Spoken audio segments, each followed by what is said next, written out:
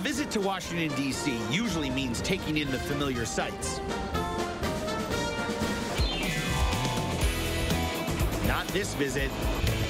Get him. Shoot that snakehead. Oh! I mean, look at this. Whole tongues. Those are some nice balls.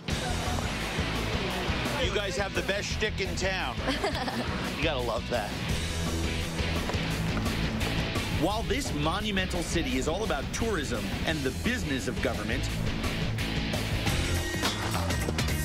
there's another city with communities who've been here for centuries. Get a little barnyard. A little barnyard? I mean, this is full-on poop shoot, my friend. And new arrivals, putting down roots and celebrating new food experiences. You gotta like eating little bones. Take a look at these people. Look at. This is definitely the adult after-hours version of cheese. All kinds of experience. I mean, come on. It's a river city with unexpected ingredients coming from unlikely sources.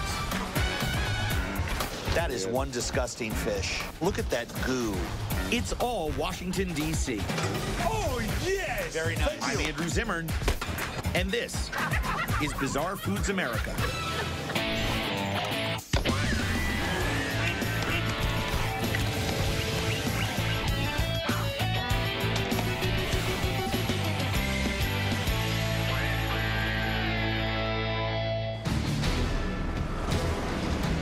After midnight, less than an hour's drive from Washington's gleaming monuments, I'm in a hunting party, stalking the banks of the Potomac River for one of the ugliest invaders on the eastern seaboard. See it, take a shot. Our quarry is a fish known as snakehead. That's a snakehead. Oh, yeah. John Rorapaugh is the guy who brought me here. Oh. He's director of sustainability at ProFish, a Washington, D.C. fish and seafood distributor. Now that's a smell and a half. And an evangelist for the idea of fighting this invasive species by eating it. That is one disgusting fish. He is ugly and he is big. I first met John and some snakeheads at the ProFish loading dock. Two things you notice about snakehead: they drip, with a protective coating of mucus excreted through the skin. These are by far the slimiest fish I've ever dealt with. Yeah. This is just, I mean, just look, it's like Vaseline dripping off that You can guy. see that. And they have a double row of razor-sharp teeth. I mean, this only looks like it's a 16th of an inch, but those will just rip your hands right Oh, open. I mean, you can feel it. It just, and then you have these little incisors in the front here. That's a scary fish. It is a very scary fish. And it's doing really well in our ecosystem. In Asia, snakehead are a highly prized eating species. They're intentionally introduced into lakes and rivers there. But here, on the Potomac, a few imported fish were accidentally released. And now they're infesting the river and its tributaries, getting big and fat on the indigenous water life, but getting tasty too. They did an invasive dinner at National Geographic with them. Everybody loved them. I said, all right, that's the big hurdle. And 2 years later, now we're getting 400 or 500 pounds in at a time. It's a tough job turning one of these things into fillets. Sharp teeth, slippery skin that's also thick and tough. With this one, there's an unexpected bonus: a roe sac inside. Fish roe is so beautiful. There's a little piece of connective tissue and just a sac that holds the eggs. Snakeheads spawn half a dozen times per year. Wow. Averaging 20,000 eggs per spawn. It's a motivation to find a use for all those eggs. Now, you know, you can slit them open, rinse them in salt, dry them, and pack them, and actually make snakehead caviar. As a test, we'll put these in salt, which will flavor the eggs while it draws out the moisture. Well, let that sit for 10 minutes. Okay. You'll be amazed at what that does. And there's no better place to kill 10 minutes than a fish and seafood hub like this one. Garfish from the Potomac, grouper from the Gulf of Mexico, cod from Boston, crab meat from Maryland, fresh whelk from Rhode Island. So fresh, the animal inside is still alive. These are so gorgeous. Help yourself. Well, you know, it's the easiest thing in the whole world. You just got to take away the stomach and some of the other crap. Oh, that is beautiful. Wow, that's really good. Oh, that's really good. They're a little chewy, but sliced thin, super fresh, very sweet. Lemon olive oil, you're right. Oh. That's great.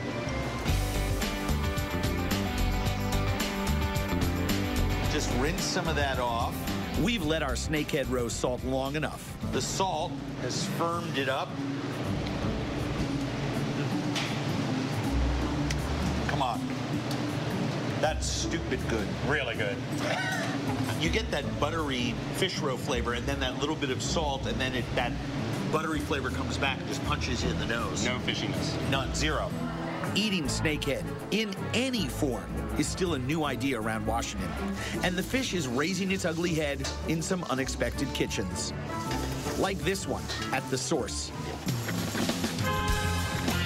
A Wolfgang Puck restaurant run by executive chef Scott Druno.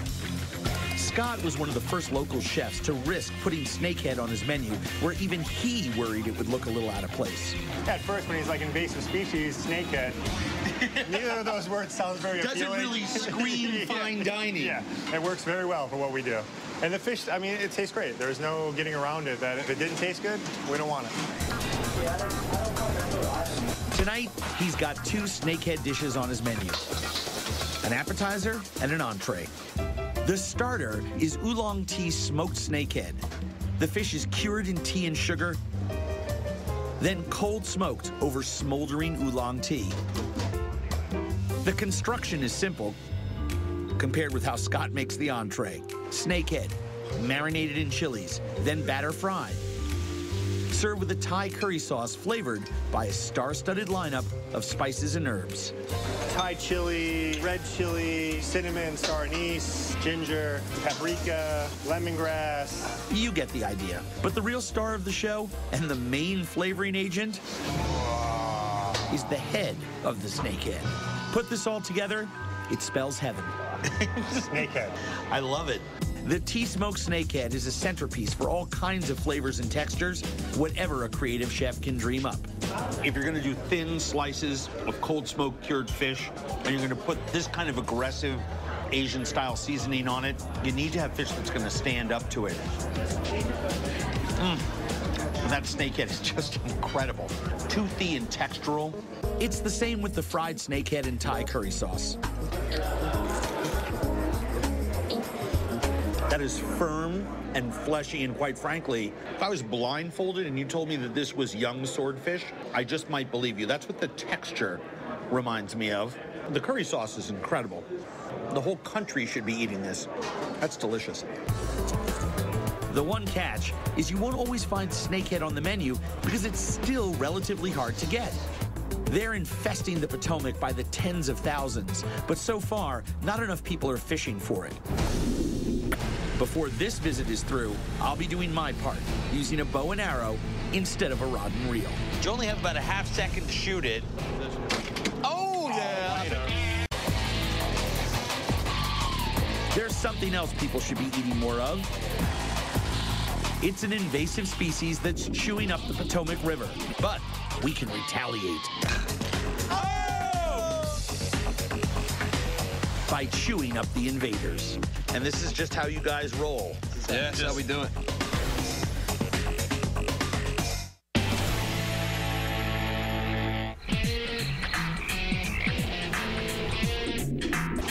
In the pre-dawn hours, I'm hunting snakehead along the shoreline of the Potomac River. We're about 50 miles downstream from Washington, D.C., helping to control a big, ugly, invasive species. I've already seen snakehead on ice and on a plate at a white tablecloth restaurant. Now I'm hoping to see and taste one that's fresh out of the water. The hunting is best when the tide is low, the water is shallow, and the fish are literally caught napping. We find that they move a lot during the day. They feed during the day, and at morning, at night, they kind of lay up in the hydrilla. They just kind of rest. Austin Murphy and Jesse Swan are experienced bow fishermen, happy to teach a beginner the finer points of hunting snakehead. So if I actually see one, the idea is to aim low. The deeper the fish, the lower you would want to aim. Also on board, my friend John Rorapaugh and his friend Chad Wells. Chad's the chef at Alewife, a popular fish and seafood restaurant in Baltimore. There's one right there. He'll cook up tonight's catch for us. Whoops. If we catch anything. It's not unusual for Austin and Jesse to fish all night, even when they have to be at work the next morning. We went out yesterday, Jesse and I, and we shot 6 in 2 hours. If you've watched a few episodes of this show, you'll know I can be a major league jinx when it comes to hunting or fishing. An offshore wind is stirring up sediment, making it harder than usual to see what we're looking for. So this canal is usually very productive. Let's hope we get some good clear water in there. We should be able to get some shots off. The lights off the water make it hard for the camera to show you, but with the naked eye, it's easy to spot a fish when we come across one. You just come across them and they're just sitting there. But you only have about a half second to shoot it. Go ahead, Andrew. Yep, see him? Go ahead, take the shot. Oh! Son of a bitch. But seeing one and hitting it are two different things. I thought I had that one. If you get the shot, take the shot. Where is it? Right there. Miss. Sad. Very sad. The guys have been very generous giving me a clear shot, but if we want fresh snakehead for dinner, someone else needs to take a turn. That's a snakehead. Right there, right there. Get him. Shoot that snakehead. Oh! My man, good shot. That's what you call a beautiful headshot. Very nicely done. About a 2-footer, probably 2 Yep. pounds. Yeah. Good shot. Good shot. On a bigger fish, that can be a bad shot because your heads get really hard. That is a beauty. Very exciting. First snakehead in the boat. First and only, as it turns out. With the first light of dawn, our odds of spotting another snakehead get smaller as the light reflecting off the water gets brighter. But we keep hope alive till the last moment, while Chad gets going on making breakfast out of our one and only kill. What are you going to make? I'm going to make this a morning? blackened snakehead sandwich. Blackened snakehead sandwich. Yes, sir. Chad's a good cook, but he's keeping this simple. Dredging the fish fillets in chili seasonings to grill and serve along with homemade condiments. So, dill guacamole, Yes, sir. toasted brioche bun, Uh-huh. blackened snakehead. Yep. Couldn't get any fresher. No. Flopping in the pan. Yes, Pickled sir. onions, chipotle slaw. Yep. And this is just how you guys roll. Yeah, that's how we do it. All right.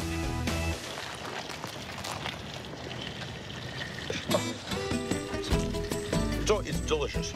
Its versatility is just fantastic. This is not a bad way to cook this fish. Not at all. Look at that. Delicious.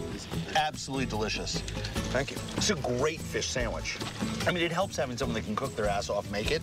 It's flaky. It stands up to all that seasoning. Yeah, It's that's delicious. why with snakehead, the thing I like is it'll take what you give it and it'll still shine.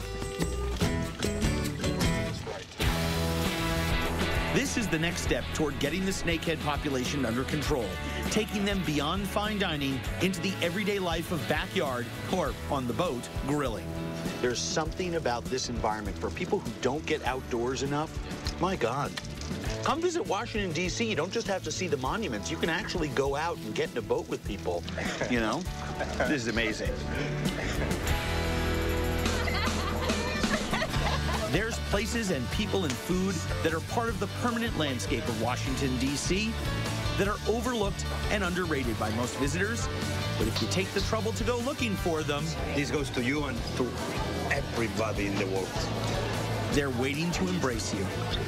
Hey, if it looks good, eat it.